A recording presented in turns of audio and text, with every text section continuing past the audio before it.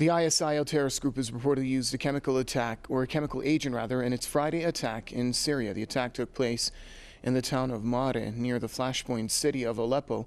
The Takfiri terrorists reportedly fired over 50 rounds of artillery, some of which contained a chemical agent. The attack killed one person and wounded at least 10 others.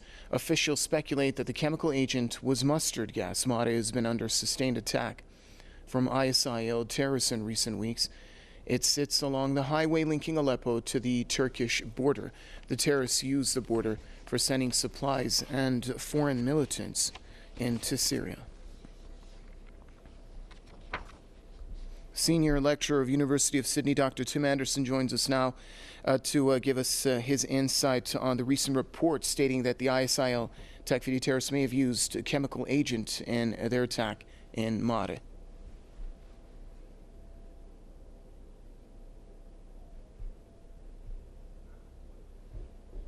Sir, are you with us? I'd like to get your take on these recent reports that have been recently divulged about the use of chemical agents by the ISIL Takfiri terrorists.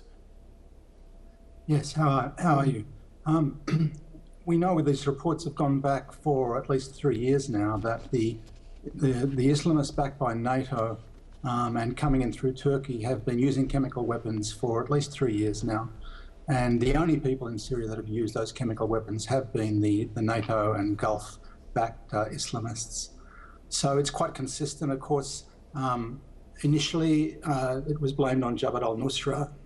Some people arrested in Turkey. Quantities of chemical weapons have been found by the Syrian army in Syria. So there's quite a history to this. And what about the response that the international community gives when there are reports of the use of chemical agents by the ISIL terrorists? Many believe that the international community and the United States usually give a disproportionate response and nonchalantly tread away from these reports. That's right. In the past, they tried to blame this on the Syrian government. All of the major attempts to do that failed. The one in East Ghouta in particular, almost exactly 2 years ago now. There was a subsequent UN report after the East Ghouta incident, which you recall almost led to a major escalation in the war, headed off by Russia's initiative with the getting the Syrian government to dispose of all of its chemical weapons. But back at that time, the UN report, without pointing any fingers, found that chemical weapons had been used on 5 occasions at the end of 2013. 3 of them were against soldiers and civilians.